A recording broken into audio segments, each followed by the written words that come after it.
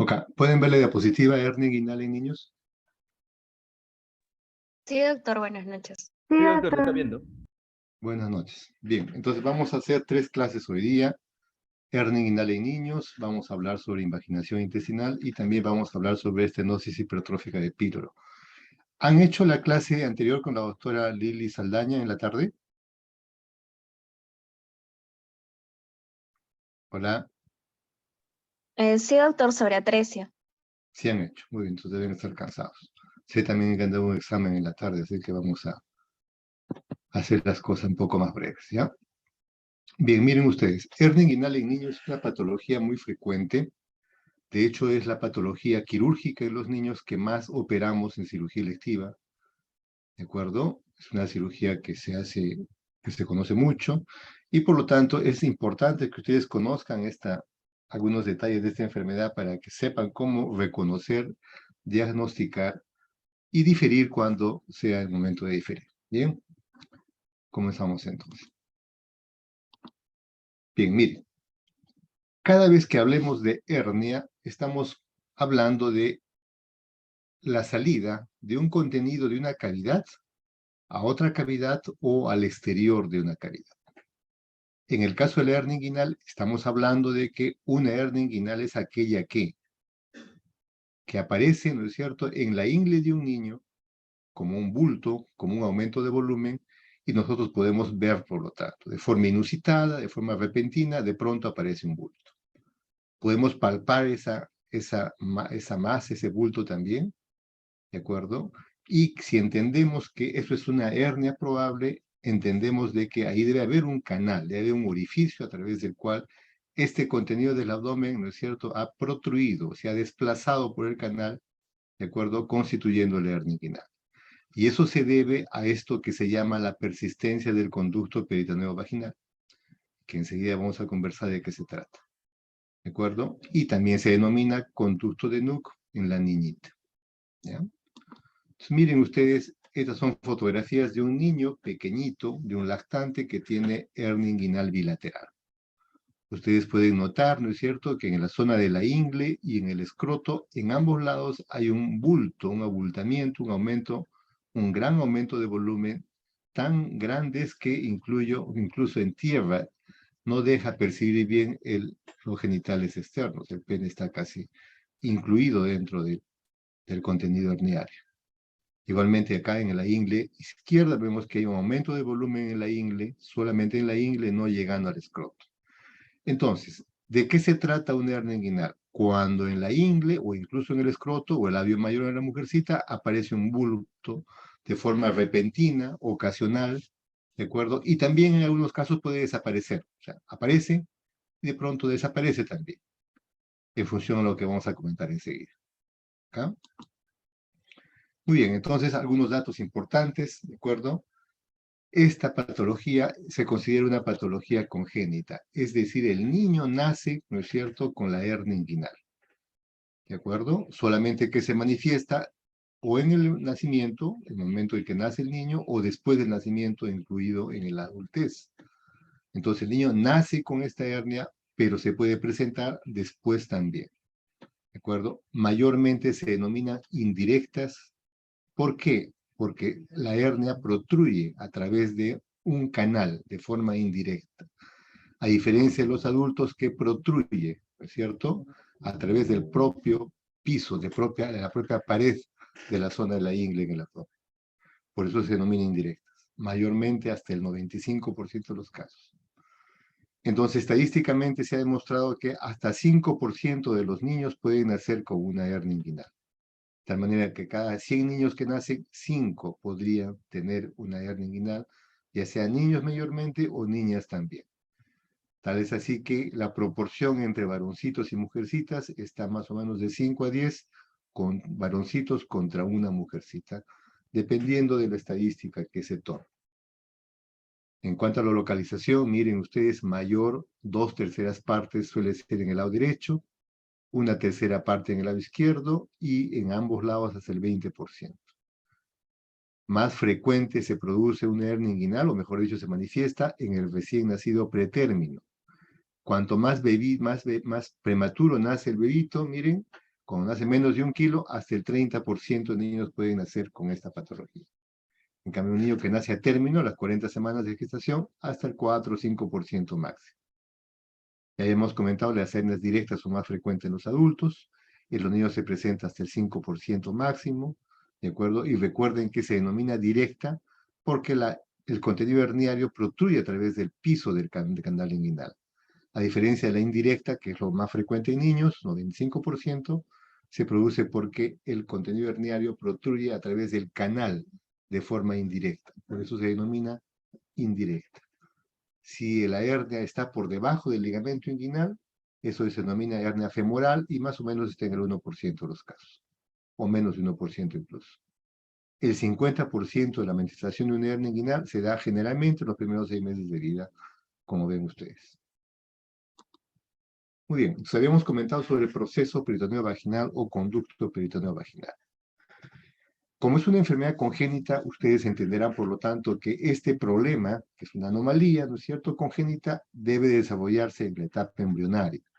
Y como la mayoría de enfermedades, ¿no es cierto?, congénitas, generalmente durante las primeras semanas de embarazo, ¿no es cierto?, en las primeras semanas hasta la 10ª, 12 semanas, es que se desarrolla este mal proceso embrionario en la organogénesis de las diferentes partes del cuerpo humano. En el caso del canal inguinal, más o menos a las 9, 12 semanas, ¿no es cierto?, desciende el testículo del abdomen hacia el escroto. En ese descenso del testículo, ¿de acuerdo?, hay una especie de avenida, de calle que adelanta el testículo que se llama gubernaculum testis. Cuando este gubernaculum testis que estoy señalándolo aquí, ¿no es cierto?, se desplaza del abdomen hacia el ombligo dando camino al testículo, arrastra consigo el peritoneo primitivo, el peritoneo embrionario, del embrión y feto en formación después. Ese peritoneo se arrastra, ¿no es cierto?, junto con el testículo, y más o menos, ya llegando al final del embarazo, cuando el testículo ya esté en el escroto, el peritoneo también se ha desplazado, dando lugar a este proceso peritoneo vaginal, que no es nada más y nada menos que el saco herniario que da lugar a la hernia inguinal cuando el niño ya está formado y nacido, claro está. Entonces, miren ustedes, este peritoneo que se desplaza junto con el testículo se denomina proceso peritoneo vaginal y es lo que da sustrato anatómico, ¿no es cierto?, a una hernia inguinal cuando el niño nace con tal problema. ¿Ok?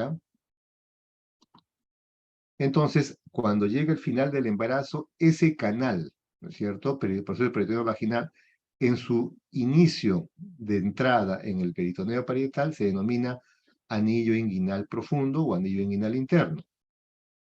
Al final del embarazo, en la mayoría de niños que nacen sin hernia inguinal, ese anillo se cierra.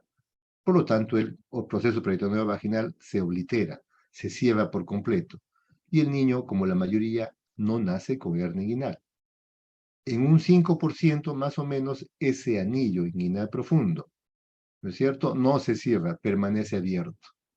Y al permanecer abierto, por lo tanto, da cabida a que el proceso peritoneo vaginal patente o abierto sea el camino del descenso de los órganos abdominales, ¿no es cierto?, del abdomen hacia la ingle y escroto o labio mayor, dando lugar, por lo tanto, tanto en varones como en mujeres, a la hernia inguinal. Es decir, el proceso peritoneo vaginal es el camino, es la avenida a través del cual los órganos intraabdominales se desplazan, dando lugar a la hernia inguinal, hernia inguinoescrotal o hernia inguinal labial en la mujercita. ¿Bien? ¿Por qué razón es que en algunos niños, ¿no es cierto?, o en la mayoría se cierra el canal inguinal y en otros no? Eso no se conoce de forma adecuada, de forma definitiva. Se han planteado teorías de orden bioquímico, etcétera, etcétera, pero lo cierto es que no se sabe por qué razón el 5% de los chiquitos no tiene, ¿no es cierto?, este cierre al final del embarazo del anillo inguinal profundo. Lo cierto es de que nacido el niño con ese orificio abierto, los fenómenos que impliquen un aumento de la presión intraabdominal, ¿de acuerdo?, que pueden ser muchos, vamos a ver enseguida, eso hace que en algún momento desde el nacimiento estas hernias se den lugar y nosotros veamos el bulto que hemos mostrado en el bebito o en la bebita. ¿De acuerdo? Entonces, todos los bebitos que tienen hernia inguinal se manifiestan desde recién nacidos, tienen el proceso peritoneo vaginal abierto. Mayormente los prematuros, como hemos dicho, hasta el 30% de los casos.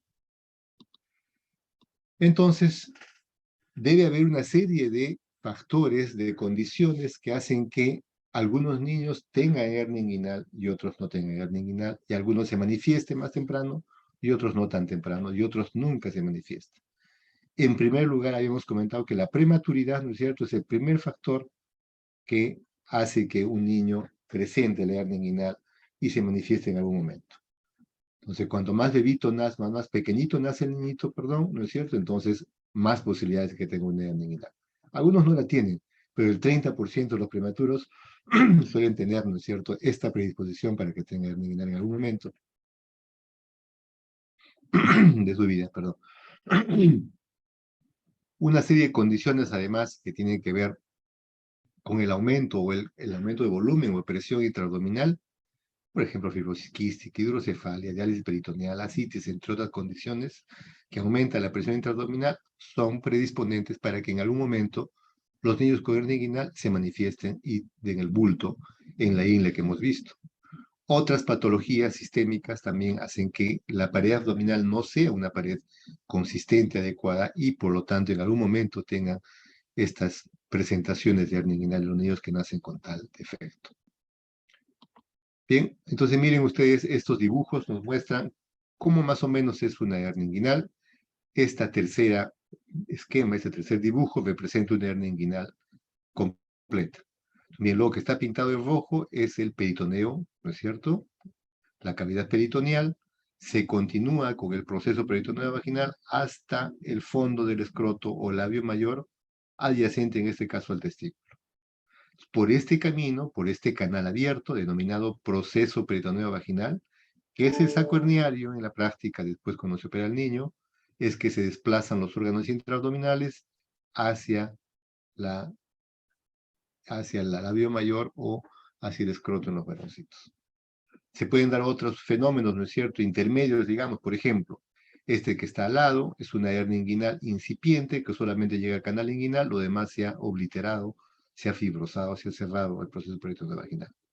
O este de aquí, que es un pequeño quiste, ¿no es cierto?, que en algún momento fue el proceso peritoneo vaginal abierto, pero quedó este remanente, este rezago del proceso peritoneo vaginal, denominándose quiste de cordón, hidroceles de cordón o quiste de Nugent en las mujercitas.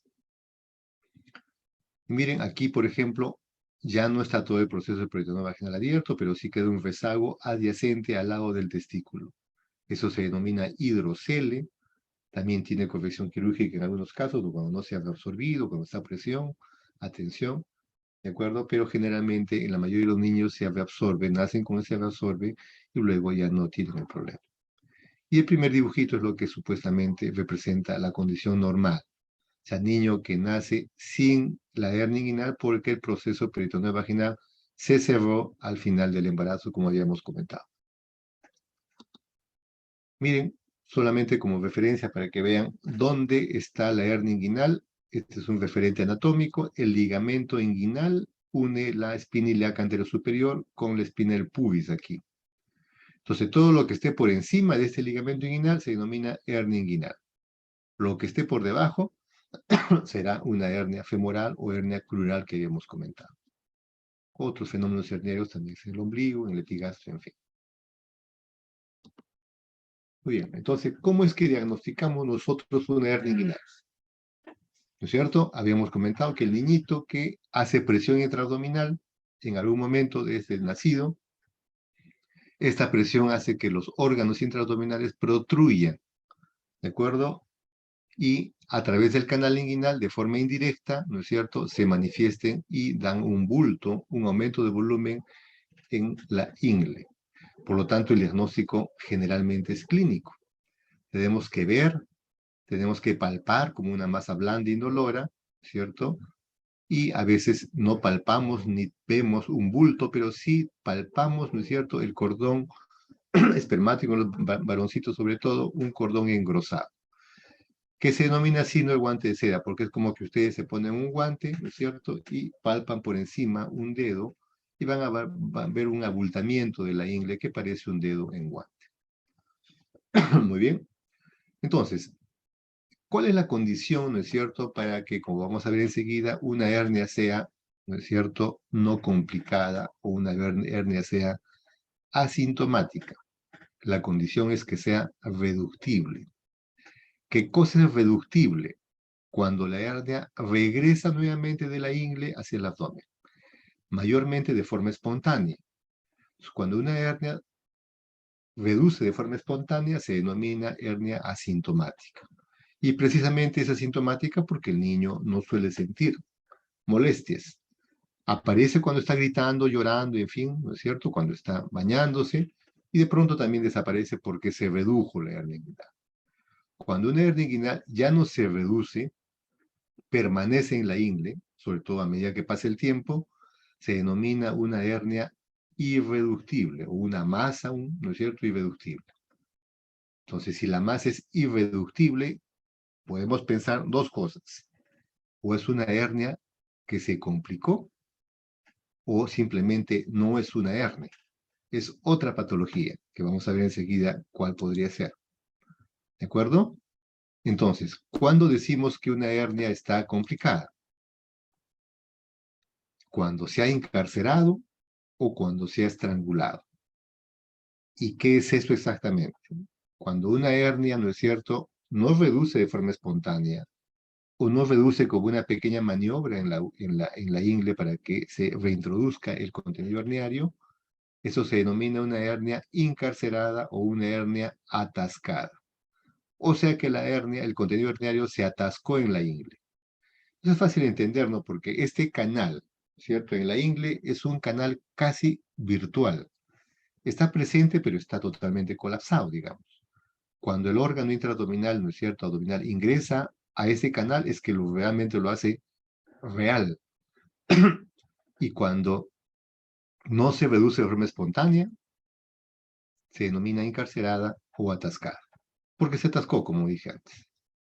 Y si pasa mucho tiempo, ese bulto, ese órgano, que podría ser intestino, podría ser grasa, podría ser un ovario, trompa y ovario, apéndice, entre otros órganos intraabdominales, pasa 1 hora, 2, 3, 4, 5, 6, un día, 2 días, es fácil entender que lo que ingresa a un pequeño continente, siendo el contenido cada vez mayor, ¿no es cierto? Porque el contenido herniario pues cada vez aumentará de volumen, como entenderán ustedes.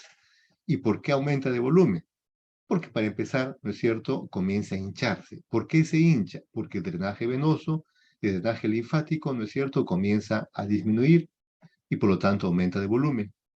Al final, la propia irrigación arterial comienza a disminuir, ¿no es cierto?, y habrá un compromiso vascular, ese órgano se tornará isquémico y por lo tanto llegará incluso a su desvitalización y necrosis y muerte final, dependiendo de qué órgano sea.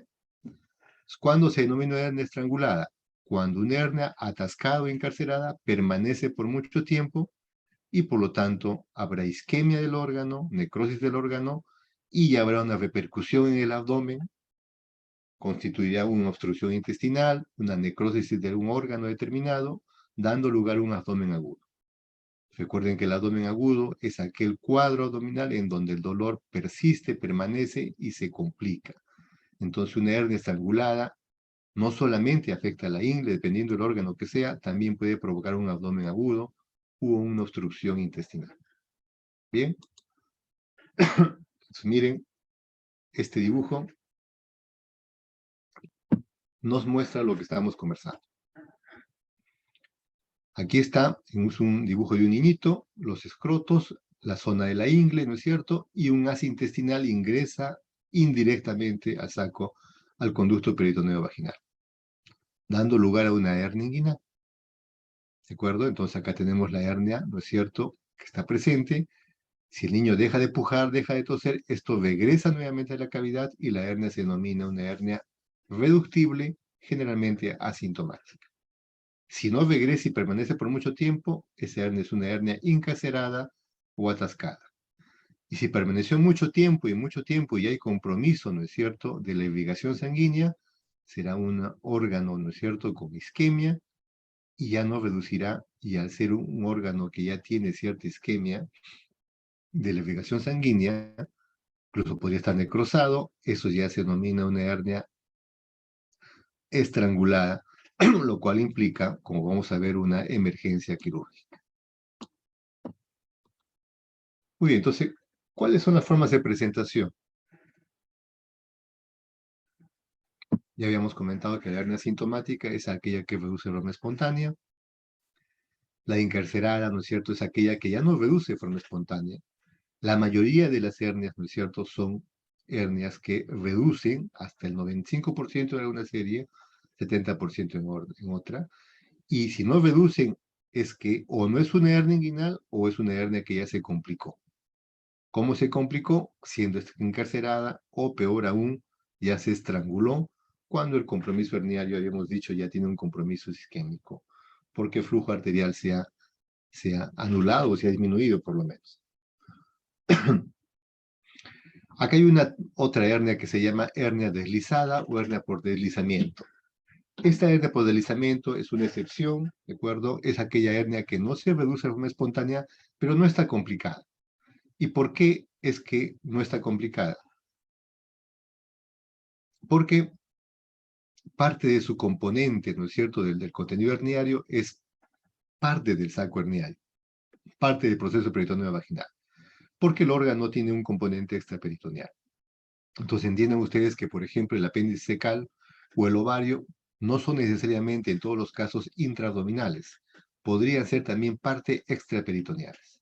Entonces, cuando ese órgano, ¿no es cierto?, se desplaza y constituye una hernia inguinal, siendo extraperitoneal en parte por lo menos, no se reduce de forma espontánea. Entonces, cuando operamos nosotros no está complicada, no tiene una encarcelación estrangulada, pero está ahí presente. Entonces, obviamente el trabajo es un poco más arduo, pero al final tiene que reducirse ya con la cirugía. Es una excepción, digamos, a la norma. Estas de acá, Litre, Ritz son hernias, ¿no es cierto?, con nombre propio, ¿de acuerdo? Pusieron ese nombre en función a la descripción que hizo estas personas, hernia Meckel, Litre, Richter es un intestino, Amián el apéndice fecal, entre otras hernias con nombre propio, ¿ok? Miren otro dibujito, otra fotografía, perdón, es una mujercita, hernia inguinal asintomática. ¿Por qué decimos que es asintomática? Además que no tiene síntomas. No está complicada, obviamente, asintomática. Miren, las características de la piel son parecidas a la del muslo y el abdomen, ¿de acuerdo? O sea, no está inflamada, ¿de acuerdo? No está equimótica, no está flogótica, no está eritematosa. El niño no siente nada, entonces es una hernia asintomática, ¿no es cierto?, que no está complicada. Igualmente acá está el bultito, pero no vemos que haya cambios inflamatorios en la ingle, y tampoco el niño siente nada, no está llorando, no tiene dolor, no está vomitando, por lo tanto no hay un compromiso abdominal de la hernia inguinal. Bien, hernia asintomática que generalmente reduce de forma espontánea. Miren, en cambio, una hernia complicada. Se entiende que la hernia complicada obviamente tiene mucho más tiempo de evolución, seguramente llegó con muchas horas, de acuerdo, de tiempo de enfermedad, o días incluso. Entonces vamos a ver un escroto ya que tiene características diferentes de la piel al resto de la piel del abdomen o el muslo, y hay eritema, y hay brillo, edema, a veces hay flogosis, ¿no es cierto?, gran eritema, mucho dolor cuando palpamos aquí. Generalmente a veces no podemos reducir, y si reducimos, ¿no es cierto?, seguramente tenemos que operarlo prontamente. Y si ya está estrangulada, cuando operamos, obviamente el contenido herniario será más o menos como ese intestino, que está completamente desvitalizado, necrosado, y obviamente esto ya no requerirá, ¿no es cierto?, una cirugía ambulatoria. Esto ya requerirá hospitalización, probablemente cuidados intensivos. La cirugía ya no será una reducción simplemente, será una resección intestinal, anastomosis, ileostomía. Obviamente se complica mucho e incluso podrían morir estos niñitos si es que no se les atiende rápidamente. Entonces, habíamos conversado de que una hernia, si no se reduce de forma espontánea, o es que se complicó, o es que no es una hernia inguinal. Entonces, miren todas las posibilidades diagnósticas que tenemos en el diagnóstico diferencial cuando no se trata de una hernia inguinal, un bulto que aparece en la ingle. Podría ser un hidrocelio, un tumor, adenopatías, torsión testicular, hidrocelio, en fin, una serie de posibilidades diagnósticas, ¿no es cierto?, sin que sea necesariamente una hernia inguinal. Obviamente, todas estas patologías no van a reducir, no reducen. Por más que ustedes empujen, traten de reintroducir a la cavidad renal, no van a introducir porque son patologías propias de la ingle. No son órganos que vienen, ¿no es cierto?, que se desplazaron desde el abdomen. Entonces, todas estas no se reducen. ¿De acuerdo? Muy bien. Algún tipo de apoyo de ayuda diagnóstica contamos, ¿no es cierto?, para el diagnóstico de hernia inguinal. En la mayoría de casos, el diagnóstico es clínico, como habíamos comentado. Sin embargo, cuando hay duda de diagnóstico, la ecografía nos puede ayudar a discriminar, ¿no es cierto?, si esto es una hernia inguinal o de pronto es un tumor, es un absceso, es un hematoma, es una cristorquidia, es un hidrocele, entre otras posibilidades, ¿sí?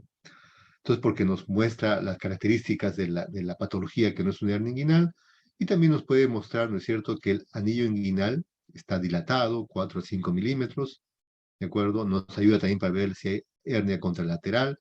Entonces, la ecografía nos da pautas importantes para poder discriminar de una hernia inguinal o una hernia que no lo, o una masa inguinal que no lo es, y también para demostrarnos que el canal inguinal está dilatado. Bien. Miren aquí.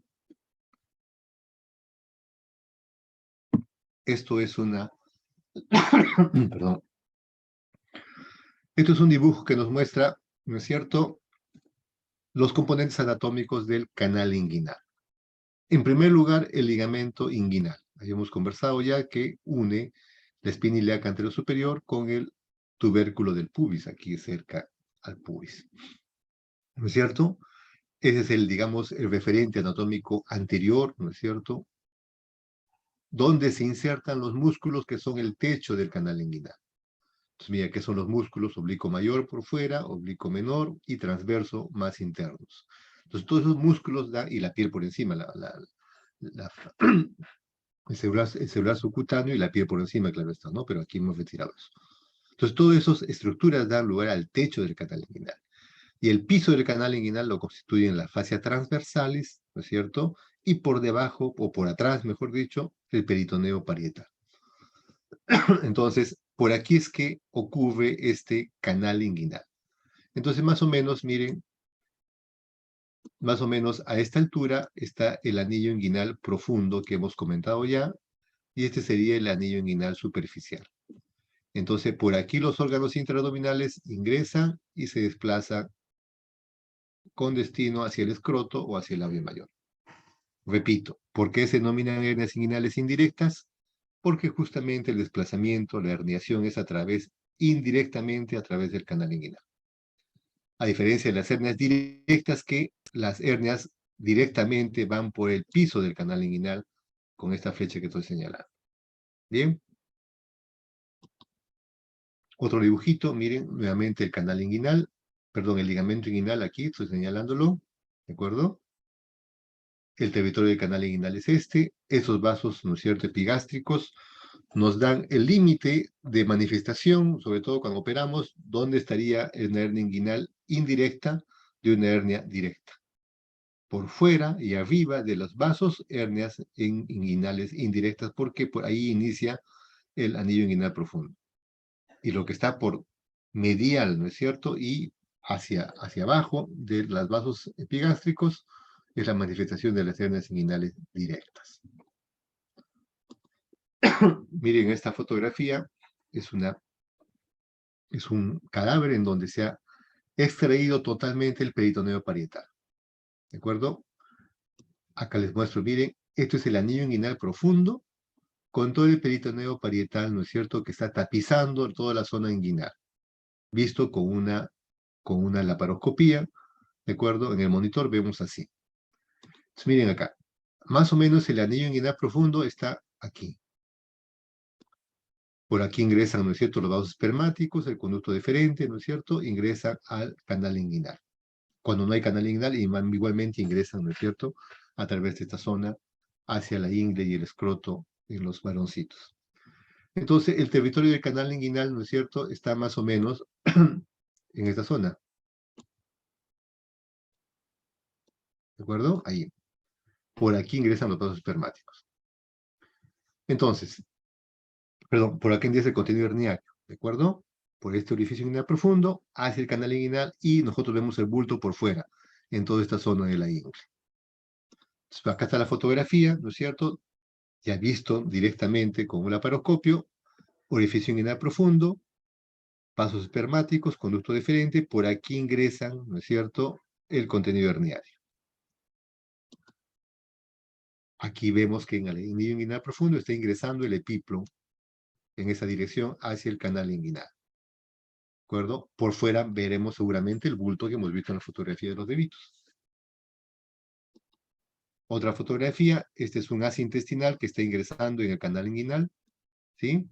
Cuando retiramos, reducimos la hernia por fuera, ¿no es cierto? O lo sustraemos, ¿no es cierto?, estando dentro de la cavidad abdominal, miren cómo está esta misma asa intestinal completamente morada, ¿no es cierto?, violácea, vinosa.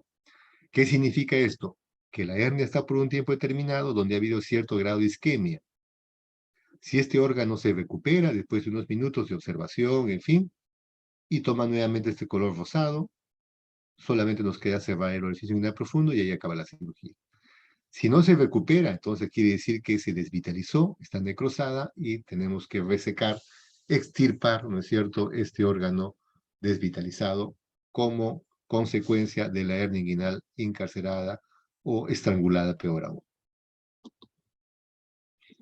Miren, orificio inguinal profundo aquí, ¿de acuerdo? Y en esta zona vemos una pequeña fovea, una depresión. Recuerden que les dije que en el territorio del canal inguinal, ¿no es cierto?, que es más o menos este, orificio inguinal profundo, por donde ingresan las hernias indirectas, y en el piso del canal inguinal pueden protruir las hernias directas. Entonces, esto es probablemente una zona debilitada en donde podría producirse una hernia inguinal directa. Si protruye por ambos orificios, por ambos defectos, ¿no es cierto?, podríamos tener lo que se denomina una hernia inguinal en pantalón. O sea, protruye tanto por la indirecta como por la directa. Y da las veces de un pantalón, si ustedes están viendo suelta su imaginación. Lo mismo, miren, esto es una foto de un adulto. Es raro ver esto en un niño. Por aquí es donde debió haber, ¿no es cierto?, presentado una hernia inguinal indirecta, pero no, está cerrado este orificio. Pero aquí, en el camino del canal inguinal, vemos un gran defecto herniario. ¿Qué defecto es este? En un adulto, claro está, una hernia inguinal directa. No es indirecta porque no ingresa por el canal inguinal. No, ingresa directamente por este defecto. Ahora sí pueden entender ustedes mucho mejor, ¿no es cierto?, a qué nos referíamos sobre la hernia directa. Y recuerden este dibujito que les mostré, donde los vasos epigástricos denotaban, ¿no es cierto?, la distinción entre hernia directa e indirecta. Aquí se puede notar muy bien. Miren, vasos epigástricos acá, pues subyacentes al peritoneo, claro, no se ve muy bien. Acá es el peritoneo que los cubre. Por fuera, hernia inguinal indirecta. Por dentro, hernia inguinal directa, como se ve este tremendo orificio. Muy bien. Y si el defecto, ¿no es cierto?, herniario está por debajo del ligamento inguinal, entonces tenemos las hernias crurales o hernias femorales, como en esta fotografía. Otra fotografía, donde se operó un niñito de una hernia inguinal indirecta, como en este caso. Esto está extraído del libro de Asker, que ustedes tienen en su sílabus. Perdón. Pero después de operado, a los días subsiguientes, ¿no es cierto?, aparece otra vez con un bulto, entra el cirujano con la laparoscopia y ve que hay un defecto por debajo del ligamento inguinal, dando lugar, por lo tanto, a una hernia inguinal femoral, a una hernia crural, perdón, no hernia, una hernia crural o hernia femoral. Bien. Muy bien, entonces, ¿cómo tratamos nosotros las hernias inguinales? En niños, claro está, porque en adultos es otra historia. Si han hecho ya cirugía de hernia en adulto es otra cosa, es diferente, es otro tipo de tratamiento. porque generalmente, recuerden, son las hernias directas en los adultos. En cambio, la hernia inguinal indirecta, el manejo es un poco más simple, como vamos a verlo ahora. Entonces, la mayoría de hernias ya sabemos que son asintomáticas, por lo tanto, la cirugía es una cirugía ambulatoria, una cirugía programada, ¿no es cierto?, con todas las de la ley quirúrgica, como decimos en los quirófanos. El paciente se le recibe o en la emergencia en la consulta, se le sigue, se le pide exámenes preoperatorios, se le cita la consulta una y otra vez, y cuando todo está listo, con un buen riesgo quirúrgico, se opera al paciente de forma ambulatoria y se va a la casa a las 2 horas caminando, si está grandecito, generalmente sin mucho problema, ¿no es cierto? Sin mucha complicación postquirúrgica. Muy raras son las complicaciones postquirúrgicas. ¿De acuerdo? Si el paciente es un recién nacido que nace con hernia inguinal, deberíamos operarlo prontamente cuando el niño está a término. Cuando es prematuro, por ejemplo, un niñito, por ejemplo, de 1 kilo, operar a un bebito de 1 kilo es bastante difícil, ¿no es cierto? De repente habría que usar un microscopio porque las estructuras son muy finitas.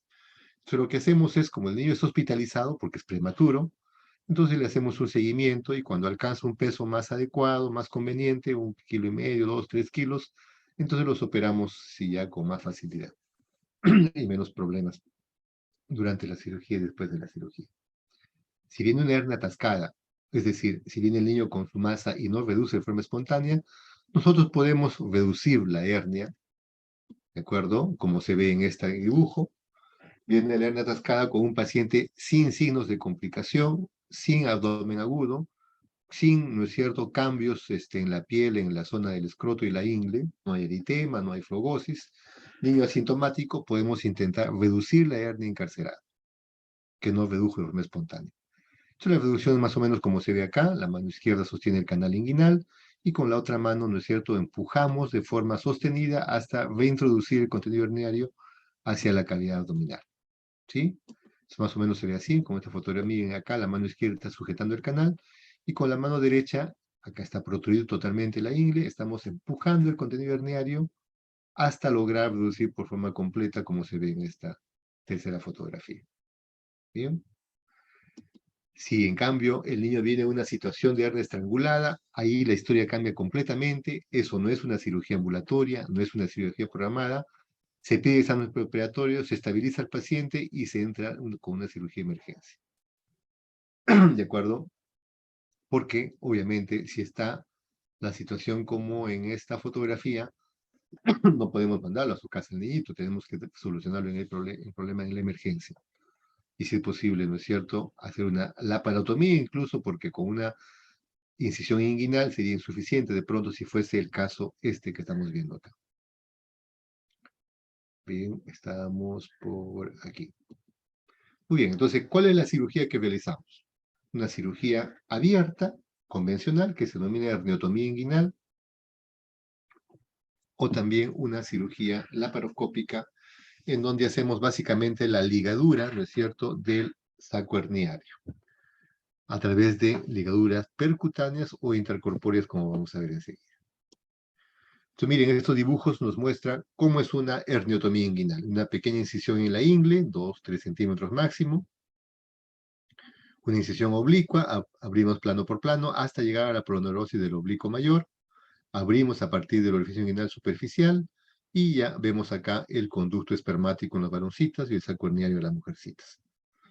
Entonces, en este saco espermático del varón, ¿no es cierto?, contiene vasos espermáticos, contiene conducto deferente, entonces tenemos que disecar con mucho cuidado esas estructuras y luego exponer el saco herniario como vemos acá. Entonces, una vez que tenemos el saco herniario, lo abrimos, acá están los órganos, ¿no es cierto?, vitales, acá está el conducto deferente, vasos espermáticos, separados del saco herniario, lo abrimos el saco herniario, vemos que no tenga contenido, y el objetivo de la cirugía, tanto cirugía abierta como cirugía laparoscópica, ¿no es cierto?, es poner un punto a este nivel. ¿Qué hay a ese nivel? Subyacente al saco herniario está el anillo inguinal profundo que ustedes ya conocen muy bien. Si cerramos el anillo inguinal profundo, ya sea con cirugía abierta o ya sea con laparoscopía, ese es el objetivo de la cirugía. Al cerrar el conducto inguinal profundo, ¿no es cierto?, cerramos el canal inguinal y por lo tanto el contenido abdominal ya nunca más pasará, ¿no es cierto?, por el saco herniario.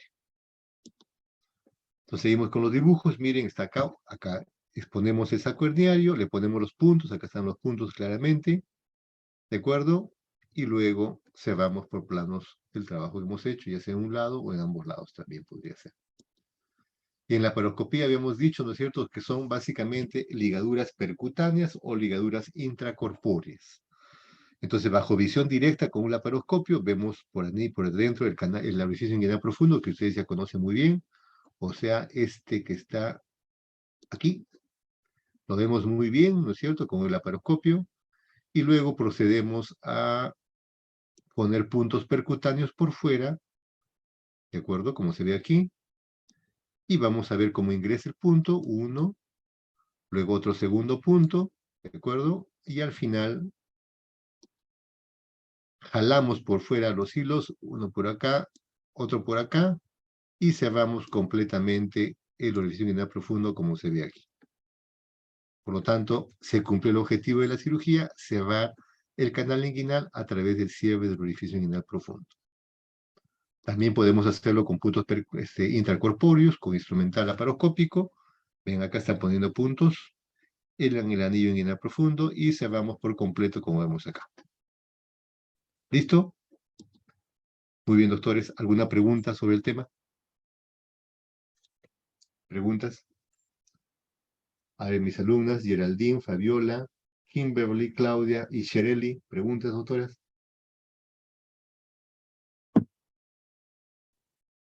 Todo claro, doctor. Todo claro, doctora. Qué bueno. Me congratulo por eso. Muy bien. Ahora vamos a... ¿dónde está?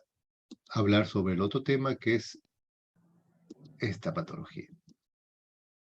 ¿Se ve bien la diapositiva, doctora? Estenosis hipertrófica de píloro y el puntero. Sí, doctor, sí se ve. Ya. Permíteme tomar un poco de agua. Ya tengo la garganta seca. Un momento. Bien. A diferencia de la hernia inguinal, esta patología denominada estenosis hipertrófica de píloro no es una enfermedad congénita. Es decir, los niñitos lactantes menores, ¿no es cierto?, de 1 a 2 meses de edad que sufren de esta patología, no nacen con el píloro hipertrófico. No. Nacen sanos, a menos sin esta enfermedad, y después de 1, 2, 3 semanas el niño comienza a vomitar. Entonces, ¿cómo, no es cierto?, entendemos esta enfermedad? Está en su nombre, mire, es una estenosis, o sea, es una disminución del calibre del píloro, debido a una hipertrofia de las fibras musculares del píloro. Por eso se denomina estenosis hipertrófica del píloro, que comienza más o menos a la segunda, tercera semana de nacido el niñito y produce por lo tanto una obstrucción, ¿no es cierto?, a nivel del píloro.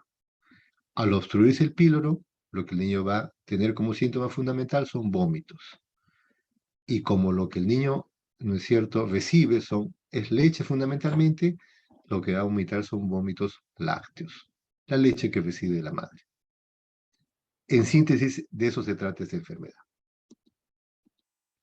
Entonces, es una patología lactante causado por la hipertrofia y el alargamiento del músculo pilórico que obstruye el canal pilórico, produciendo vómitos lácteos postprandiales, o sea, después de lactar.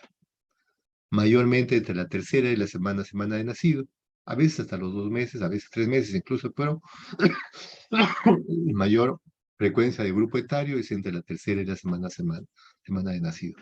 Hemos visto tan pequeñitos de 1, 2, de 10 días, como tan grandes ya de 3 meses incluso. Pero mayormente entre la tercera y sexta semana de nacido. Entonces, la principal causa de cirugía en menores de 6 meses, ¿cierto? ¿No es cierto? Y segunda causa en menores de 2 meses, eso también ténganlo en cuenta. Y la frecuencia, miren, es de 1 a 4.000 nacidos vivos. O sea, 1 por 4.000 nacidos que nacen, uno de esos o 4 van a nacer con esta enfermedad, o van a tener esta enfermedad, mejor dicho. ¿Ok? Entonces, miren, este dibujo nos está mostrando el estómago, el píloro y el duodeno. Recuerden que el píloro es un órgano valvular, ¿no es cierto?, que permite la salida del contenido gástrico y no permite generalmente, de forma fisiológica, el retorno del contenido duodenal hacia el estómago. En situación patológica, en cambio, sí puede producir, ¿de acuerdo? Han hecho ustedes la clase ahora de atresia duodenal, donde la atresia más o menos, ¿no es cierto?, está en la tercera porción y por lo tanto los vómitos son biliosos, ¿de acuerdo? En este caso los vómitos no son biliosos, son únicamente lácteos. Entonces, ¿dónde está el meollo, no es cierto, patológico de esta enfermedad? Está aquí en el píloro. Este píloro normalmente es imperceptible. No se mira cuando uno opera el abdomen de un niñito, ya sea por la laparoscopía o abierta. Pero cuando está hipertrófico, miren del tamaño en que se puede convertir. Entonces, miren, esta es una fotografía de una laparoscopía donde vemos el hígado, el óvulo hepático izquierdo, vemos acá, que medirá pues unos 8 o 10 centímetros. Aquí está el estómago y por aquí está el duodeno. Normalmente les decía que el píloro no se nota, no es un órgano percibido fácilmente, porque la transición prácticamente de estómago y duodeno. Pero cuando está hipertrofiado, miren el tamaño que puede notarse. Y ahí sí es notorio. Entonces pueden entender ustedes por qué es que, ¿no es cierto?, se obstruye el pasaje del contenido gástrico hacia el duodeno. Porque el canal por donde pasa normalmente la leche de aquí a aquí se obstruye, porque esto hace que ese canal de lo que era de un diámetro, tanto se agrande el píloro que el canal se vuelve bien pequeñito y ya no puede pasar. Por lo tanto, hay una obstrucción pilórica. ¿Bien?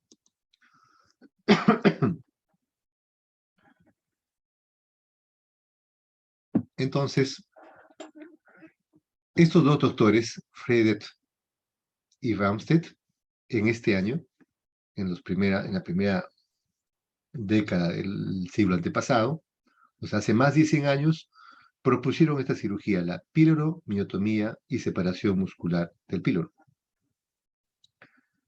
Antes de ellos, ¿no es cierto?, estos otros colegas, autores, todos muy famosos, describieron la enfermedad, propusieron algún tipo de tratamiento, pero seguramente sin mucho éxito. Hasta que vinieron Friedrich y Ramstedt y ellos propusieron esta cirugía, y es la misma cirugía descrita por ellos que la hacemos hasta ahora, después de más de 100 años. Por eso, los datos que les menciono como una referencia histórica importante de esta enfermedad. Muy bien.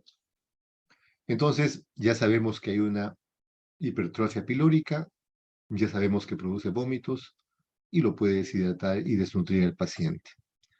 Y por lo tanto, como vamos a ver, requiere una cirugía para su tratamiento. Entonces, lo que no sabemos es por qué se produce esta enfermedad. Y lamentablemente no sabemos una causa absoluta, ¿no es cierto?, definitiva, que produzca la enfermedad de tal manera que nosotros vayamos a tratar esa causa y ya no haya la enfermedad.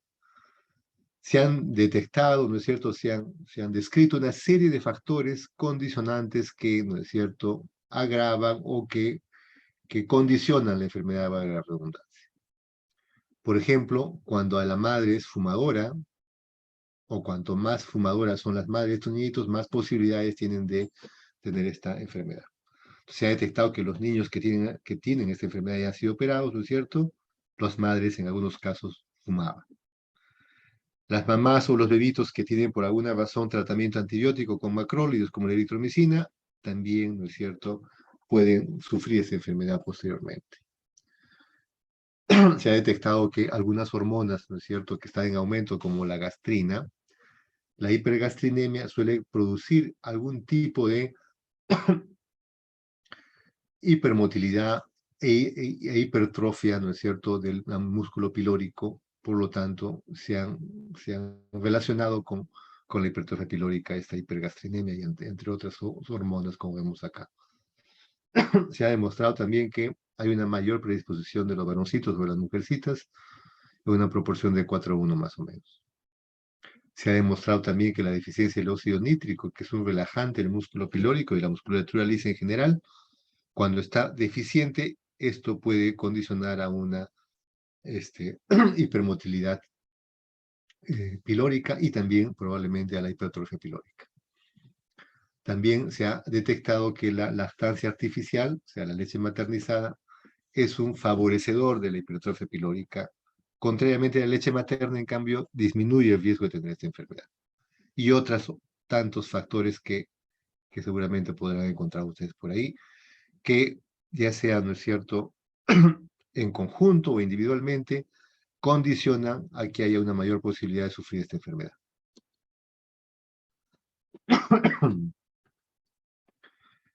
Muy bien, acá estamos reiterando lo mismo, miren, básicamente lo mismo que hemos dicho antes, solamente que se está enumerando. Otro punto, digamos, a tener en cuenta es que, como la mayoría de enfermedades del recién nacido, esta enfermedad también suele estar asociado con otras malformaciones congénitas, hasta el 20% en algunos casos. Por ejemplo, problemas del esófago, malformación intestinal, problemas uropáticos, entre otros tantos que suelen estar asociados a la hipertrofia pilórica. Muy bien, entonces ya sabemos de que este niñito, al tener una obstrucción a nivel del píloro, lo que presenta son vómitos. Entonces, un niño que de pronto estaba bien sano, lactando bien, haciendo feliz a los padres y a la familia, y de pronto comienza a vomitar. Y vomita leche. ¿De acuerdo? Primero pocos vómitos y luego comienza a vomitar más y más explosivos incluso. Pero no es un niñito que luzca enfermo, no es un niño que esté, ¿no es cierto?, con fiebre, ni hipoactivo, ¿no es cierto? No. Es un niño que está muy activo, muy llorón. Como dice aquí, el niño llora de hambre. ¿De acuerdo? Porque vomita y quiere tomar más y la madre le da más y más y más, incluso le da leche maternizada, viene la abuela, la suegra le da más y el niño sigue vomitando. Entonces, cuando es traído a las pocas horas de evolución, lo encontramos en esta situación. Un niño activo que no se deja examinar, un niño llorón, ¿no es cierto? A veces un poco histérico, ¿de acuerdo? Y estos signos del bazuqueo, Kussmaul y Boveret traducen la hipermotilidad gástrica. Entonces, como ustedes entienden, al haber una obstrucción a nivel del píloro, el estómago comienza a moverse como loco, ¿no es cierto? Tiene una contractibilidad aumentada. Entonces, esa contractibilidad gástrica se expresa en estos signos. El signo de Kussmaul es este que vamos a ver acá. Miren, en la pared abdominal se puede notar esta contracción errática, ¿de acuerdo?, desordenada, de la pared supraumbilical. ¿A qué se debe esto? A que subyacente el estómago está que se mueve también de forma errática y nosotros podemos ver este signo de Kussmaul, que traduce una obstrucción a nivel del píloro, generalmente, en este caso por hipertrofia pilórica. El bazuco es cuando ocultamos los ríos hidroaéreos incrementados por la hipermotricidad del estómago. Y el Bowber es cuando palpamos esto. Palpamos y vemos porque se está moviendo, ¿no es cierto?, el estómago por dentro de la pared abdominal. ¿Ok? Entonces, esta primera fase es una fase compensada, el niño todavía no está muy grave, no está desnutrido, tampoco tiene grandes signos de deshidratación, ¿no es cierto? ¿De acuerdo? Entonces vemos un niño llorón que no podemos examinar generalmente. Cuando pasa mucho tiempo, el niño ha vomitado bastante, ya es una fase, por lo tanto, descompensada. Al niño lo encontraremos pues deshidratado, no tanto vómito, claro está, se va a deshidratar y vamos a encontrar en los electrolitos hipocloremia, hipopotasemia, alcalosis metabólica, entre otras alteraciones hidroelectrolíticas, ¿sí? Vamos a encontrarlo ya a veces desnutrido también, va a estar asténico, ¿de acuerdo? Va a estar anoréxico, va a estar hipoactivo, ¿no es cierto? Ya no está el niño muy llorón, está triste, ¿no es cierto? Ya no llora, ya no se mueve, está hipoactivo, y entonces podemos palpar con más detenimiento la barriga del bebito. Y tanto se deja examinar que podemos palpar incluso el propio píloro. Y cuando palpamos el píloro es más o menos como una aceituna, por eso se denomina oliva pilórica. Que lo palpamos, dice acá, hasta 60-80% de los casos. Bueno, depende mucho también de la experiencia del examinador, ¿no es cierto? Pero cuando el niño está en esta fase descompensada, podemos palpar el píloro. Y cuando lo palpamos, tiene, ¿no es cierto?, una positividad de valor predictivo hasta el 99%. Con lo cual podemos operar sin pedir ningún examen más adicional, porque prácticamente si hemos palpado el píloro, pues ya tenemos más el cuadro clínico, ya tenemos el diagnóstico hecho. Bien, Sin embargo, no siempre se palpa el píloro y necesitamos, ¿no es cierto?, algún tipo de referencia para poder saber si tenemos o no un niño con esta enfermedad. Entonces, la ecografía nos ha mostrado dimensiones del píloro que suelen ser consideradas normales, que cuando excede estas dimensiones, estamos hablando de esta enfermedad. Entonces, miren, se ha detectado que normalmente el músculo pilórico, este musculito de acá del píloro, mide hasta 3 milímetros. ¿De acuerdo? Se ha detectado que el diámetro hasta 14 y la longitud hasta 17 milímetros. Cuando el píloro de la ecografía excede estas dimensiones, entonces tenemos con nosotros un problema que tenemos que operar. O un bebito con un problema que tenemos que operar, mejor dicho. Entonces, como ya saben ustedes, ahora por ejemplo han hablado sobre la atresia duodenal, que es otra causa de vómitos en el bebito pequeño, recién nacido. Tenemos otras enfermedades del recién nacido que cursan con vómitos. Todas estas enfermedades presentan el niño vómitos, ¿de acuerdo? Pero no solamente, no exclusivamente vómitos lácteos. Entonces, cuando los vómitos solamente son lácteos, no son biliosos, no son hemáticos, no son borráceos, no son fecaloideos, no son verdosos, en fin, y solo son lácteos, estamos hablando de la hipertrofia pilórica. Si son ya de otras características, hay que descartar cualquiera de estas otras patologías, incluida la mala técnica de lactancia. ¿Qué es una mala técnica de lactancia? Es aquella mamá generalmente inexperta, con una suegra, ¿no es cierto?, muy perceptiva, con una mamá muy exigente, que hacen que la mamá le dé exceso de leche a su bebito. Entonces, cuando le damos mucha leche al bebito, el bebito va a vomitar porque va a estar con el estómago tan lleno que va a estar vomitando. Y cuando tenemos un niño tragón, medio con sobrepeso, ¿no es cierto?, que no es una enfermedad, es simplemente una mala técnica de lactancia. Tengan en cuenta ese detalle también. Muy bien. Entonces, la ecografía, junto con la radiografía, la radiología, son medios de diagnóstico importantes para poder, ¿no es cierto?, apoyarnos en el diagnóstico clínico. Porque el diagnóstico clínico no siempre es fidedigno, no siempre nos alberga la duda diagnóstica. Tengan en cuenta el diagnóstico diferencial. ¿De acuerdo? Podría ser también cualquiera de estas enfermedades, que también tiene leche, que tiene vómitos lácteos. Entonces, la ecografía nos ayuda de forma importante, ¿no es cierto?, con sensibilidad y especificidad tan altas como el 100%. ¿Por qué? Porque nos da las dimensiones que habíamos conversado hace un momentito. Si nos da una mayor, ¿no es cierto?, medida del músculo pilórico de 4 milímetros, estamos hablando de una hipertrofia pilórica. ¿Sí? Si nos da una longitud de más de 17 y un diámetro mayor de 14, eso es muy probablemente una estenosis pilórica. Entonces, miren ustedes, de eso estamos hablando. Aquí es un corte transversal, ¿de acuerdo? Y miren uy, perdón, ¿dónde está?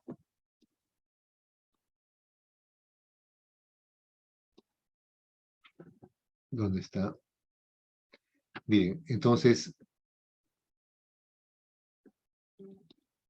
esta dimensión es la dimensión del músculo pilórico. Igualmente acá, si ese músculo pilórico excede los 4 milímetros, lo más probable es que se trate de una hipertrofia pilórica. ¿De acuerdo?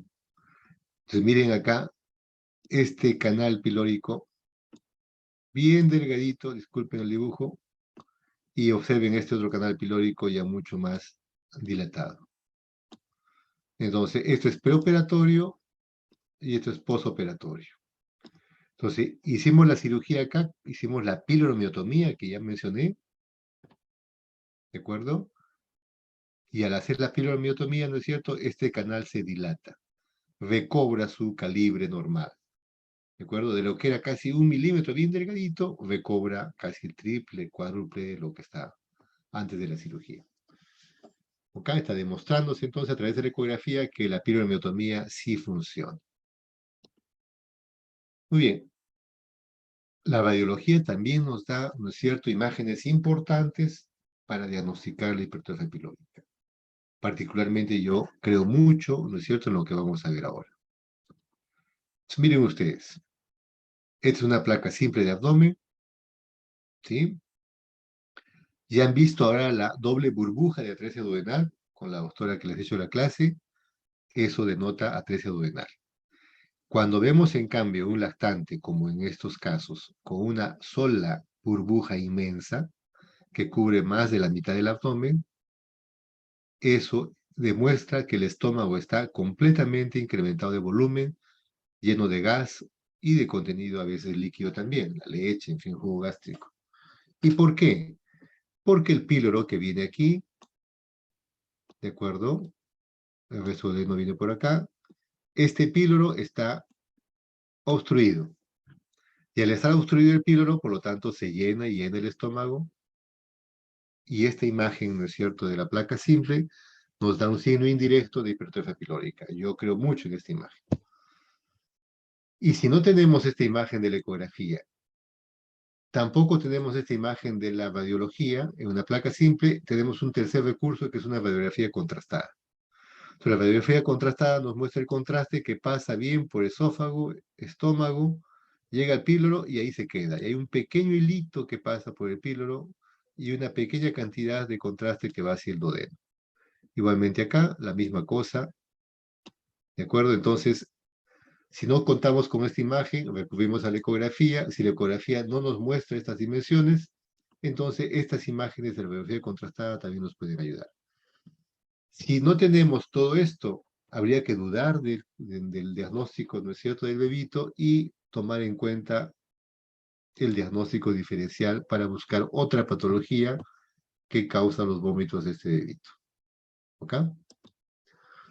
Muy bien, entonces ya decidimos operar al paciente, ya está claro el diagnóstico, con ayuda diagnóstica o no, y vamos a operar al paciente. Pero obviamente no podemos operarlo si el paciente está deshidratado, está desnutrido, tenemos que primero compensarlo, estabilizarlo. Entonces nos damos nuestro tiempo, 24 a 48 horas. Eso quiere decir que la cirugía de la estenosis hipertrófica del píloro no es una emergencia quirúrgica. No constituye una emergencia quirúrgica, es una urgencia quirúrgica en todo caso, ¿no? Nos damos nuestro tiempo. ¿De acuerdo? Entonces ponemos una buena sonda nasogástrica, lo estabilizamos, lo hidratamos y luego entramos a operar. ¿Qué cirugía se realiza?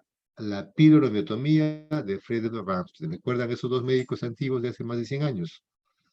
Ellos describieron esta cirugía y es la que hacemos ahora tal cual como ellos la propusieron. Y la piloromiotomía laparoscópica es exactamente la misma, ¿no es cierto?, cirugía, solamente que con las ventajas que ya conocen ustedes, ¿no? Las ventajas de la laparoscopia son muy conocidas y eso también se da para estos lactantes pequeños. Hay un detallito por acá, como ven ustedes, que cuando usamos la laparoscopia puede darse mayor posibilidad de hacer una piloromiotomía incompleta. Vamos a ver en un momento cuando veamos las fotografías de lo que estamos hablando. Un trabajo acá donde, ¿no es cierto?, están demostrando que ambas técnicas, la cirugía abierta y la laparoscópica, son muy buenas, con buenos resultados, ¿no es cierto?, para esta enfermedad. Depende en todo caso de la experiencia, ¿no es cierto?, del cirujano que vaya a hacer. Si es un cirujano que espera muy bien cirugía abierta, que siga haciendo eso. Si es un cirujano que ya tiene buenos resultados con cirugía laparoscópica, que haga cirugía laparoscópica. Bien, miren esta fotografía. Aquí estamos viendo que el píloro ya está fuera de la cavidad abdominal, a través de una incisión en el ombligo o una incisión en el epigastrio. Tenemos el epíprobe eviscerado, sujetamos con el primer y segundo dedo de una mano y con la otra mano hacemos un corte en toda la longitud del píloro. Acá voy a trazarlo, ¿de acuerdo? Entonces, cortamos el músculo pilórico, primero la serosa, luego el píloro, parte del píloro, ¿de acuerdo? Sin perforarlo, claro está. Y luego con una pinza Roma, esta es la pinza de Benson se llama, abrimos los músculos que seccionamos. ¿De acuerdo? Los abrimos hasta notar la mucosa pilórica aquí. Aquí se ve mejor la mucosa pilórica, miren, hemos cortado y hemos separado los bordes de la incisión y esta mucosa que está acá, esto que está divertido, como proyectado, ¿no es cierto?, entre las dos caras de la incisión del píloro, es la mucosa pilórica. Y cuando vemos la mucosa pilórica totalmente vertida aquí, ¿no es cierto?, herniada aquí, se supone que el canal pilórico, como en la ecografía se demostró, ya se dilató. Entonces esta flecha roja representa la piloromiotomía, cortamos el músculo pilórico, y una vez que cortamos el músculo pilórico, vemos la mucosa y el canal se restituyó. El calibre de canal se restituyó y por lo tanto el contenido gástrico ya puede pasar hacia el duodeno y con lo cual hemos curado al paciente. Puede haber una complicación por ahí que nos dé problemas de que no se hace una incisión completa, sobre todo en cirugía laparoscópica. Digamos, en vez de cortar hasta acá, cortamos solamente hasta acá. ¿Qué va a suceder en ese caso? Que el niño va a continuar vomitando después de días o después de semanas incluso, lo cual nos va a obligar otra vez a hacer una cirugía, ya no en el mismo lugar, tendremos que hacerla en otra parte de la circunferencia del píloro. Si no, podemos perforar esta mucosa pilórica. Bien. En cirugía laparoscópica, miren, es la misma cosa.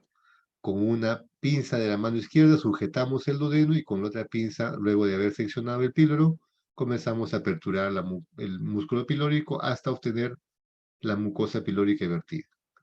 De pronto acá faltó cortar un poquito más hasta aquí. Eso va a producir probablemente una recidiva del problema. Muy bien. Luego de operar el paciente y habiendo realizado con éxito la cirugía, el niño puede alimentarse incluso con lactancia materna desde las primeras 6 horas de operar. Así es. En la práctica a veces comienzan en 12 horas o a veces el segundo día, el primer día postoperatorio. Pero podemos darle de comer desde las 6 horas, incluso lactancia materna. ¿De acuerdo? A veces se presentan vómitos, como dice acá, pero que remiten después de horas, ¿no es cierto? No son permanentes. Nunca poner una sonda, claro, porque si ponemos una sonda, podemos perforar esta mucosa pilórica y obviamente perjudicamos al paciente. ¿Puede haber recurrencia de estenosis hipertrófica del píloro? Sí, ya habíamos comentado, puede haber una recurrencia, generalmente porque no se completó la piloromiotomía, ¿de acuerdo? Generalmente 4 a 6 semanas, pero también puede ser precoz, ¿no es cierto?, la recurrencia. ¿Qué complicaciones podríamos tener en una, ¿no es cierto?, cirugía de esta patología? Puede perforarse la mucosa pilórica. Miren ustedes, esta punta del electrocauterio podría perforar si no tenemos cuidado. Es raro, pero podría ser, aunque aquí ponen a ser 11.5% de posibilidad. Sangrado postoperatorio es raro, pero podría haber. La mucosa, perdón, el píloro tiene pequeños vasos, ¿no es cierto? Que se puede ver acá, mire, vasitos pequeñitos. La arteria pilórica que irriga este órgano puede lesionarse y provocarnos sangrados postoperatorios también. Puede haber infección, vómito postoperatorio hasta el 60%, pero ya saben que son temporales generalmente. La piloromiotomía incompleta hasta, ¿no es cierto?, el 2% en cirugía abierta, hasta el 5% de la laparoscopía. Bien, y otras complicaciones muy raras, enfisema subcutáneo, de sutura, son complicaciones muy raras, pero podría haber también. Muy bien. Preguntas, doctores. ¿Alguien tiene una pregunta?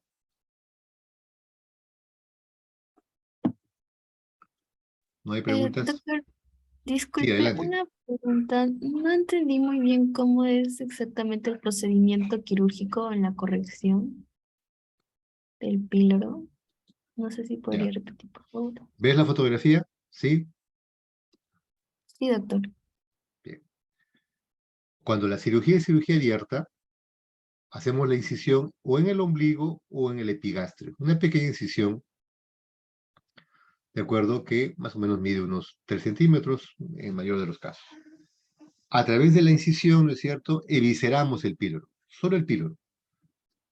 Sacamos las vísceras, a veces pues sacamos el estómago y a partir del estómago llegamos al píloro y lo sacamos por la vía operatoria, como sería acá. Una vez que hemos, ¿no es cierto?, eviscerado el píloro, lo sujetamos para ver su dimensión, para ver hasta dónde es el píloro, ¿de acuerdo? Un dedito va a lo que va el estómago y otro dedito va a lo que va el duodeno. Y una vez que hemos ya mensurado, digamos, más o menos calculado la dimensión del píloro, hacemos la piloromiotomía. ¿Sí? ¿En qué consiste? En cortar la serosa y parte del músculo. Con bisturí frío o con bisturí, ¿no es cierto?, cauterio, cortamos, como se ve acá. Luego que hemos hecho eso, separamos los bordes de la incisión que hemos hecho con esta pinza o con otra pinza como en la laparoscopía, depende de lo que tengamos, ¿no es cierto?, y qué cirugía hagamos, separamos los bordes. Una vez que hemos separado los bordes, vamos a notar que la mucosa pilórica, recuerden que las capas del píloro es serosa, muscular y mucosa, ¿sí? Entonces, la mucosa no la abrimos, la mucosa permanece indemne, sin cortar, sin lesionar. Y al haberse vertido la mucosa, como se ve en este caso, se entiende que el canal pilórico que está subyacente a la mucosa ya recobró su calibre normal. ¿Cómo se demostró en la ecografía que les mostré? Esta ecografía está demostrando preoperatorio y posoperatorio. Esta flecha en rojo demuestra la piloromiotomía y una vez que se ha hecho eso, el canal pilórico obviamente ya está más dilatado acá. Compárenlo con esta zona, está mucho más dilatado. ¿Listo, doctora? ¿Está claro? Mm, Sí, doctora, ahora sí está claro, gracias. Excelente, muy bien. ¿Alguna otra pregunta, doctores? Muy bien.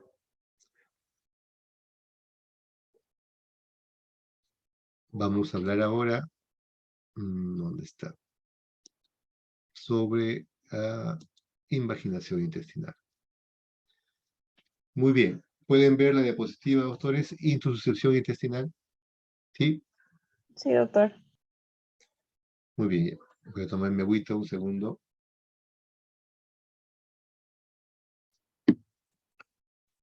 Muy bien. Esta patología tampoco es congénita. O sea, el niño no nace con la intususcepción o invaginación intestinal. Intususcepción es sinónimo de invaginación, por si acaso, para los detalles de la patología, ¿de acuerdo? Entonces, una invaginación es un telescopaje. Recuerden que un telescopaje es cuando una estructura tubular se introduce dentro de la propia estructura tubular. Es como una antena de televisión, esas de conejo, o un telescopio que ustedes introducen dentro de sí mismos, ¿sí?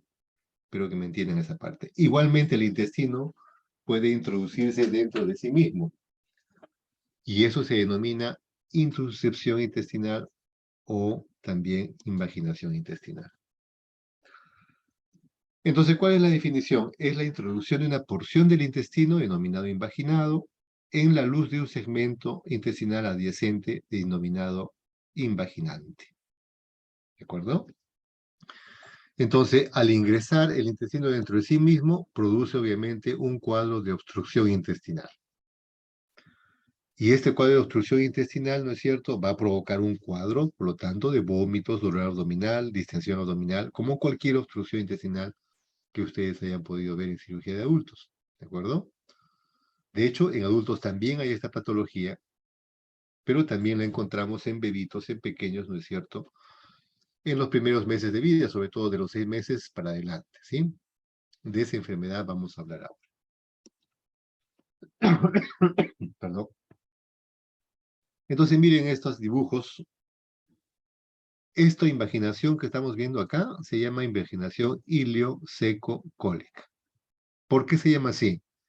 Esto que estoy señalando es el ilio, que se está introduciendo en el ciego a través de la válvula ileocecal y puede incluso seguir subiendo hacia el resto del colon, ¿sí? Provocando la invaginación iliocecal o ilioseco-colónica. Bien, la que está aquí abajo, en cambio, es del intestino delgado, ¿sí? ¿Cómo se llama? Invaginación entérica, porque está ingresando parte del intestino dentro del propio intestino. Aquí se ve un pólipo. Entonces, este tumor endoluminal intestinal probablemente ha sido lo que ha iniciado esta invaginación entérica. Entonces, acá a la derecha estoy señalando una fotografía de lo que es, ¿no es cierto?, ya realmente una invaginación iliocecal. Lo mismo que está en el dibujito. Vean, el ilion es este que estoy señalando acá, color rosadito normal, bastante dilatado, hinchado, que se está introduciendo en el ciego. Esto es el ciego, ¿de acuerdo? Y miren, el color del ciego ya se ve anormal, está dilatado, está eritematoso, congestivo, ¿de acuerdo? Un poco pálido por aquí. Entonces, esto es una invaginación iliocecal. La introducción del ilion en el segmento adyacente, que en este caso es el ciego, en este caso el ilion es móvil, el ciego es fijo, que se está introduciendo, provocando una invaginación iliocecal. Entonces, todo el contenido de este intestino, ¿no es cierto?, permanece aquí, ya no pasa al resto del colon. Por lo tanto, provoca un cuadro de obstrucción intestinal, como se ve acá. Ingresa el ilio y ya no puede pasar al resto del colon. Provoca, por lo tanto, una invaginación intestinal. Bien, entonces, ¿cuál es la etiología de esta enfermedad?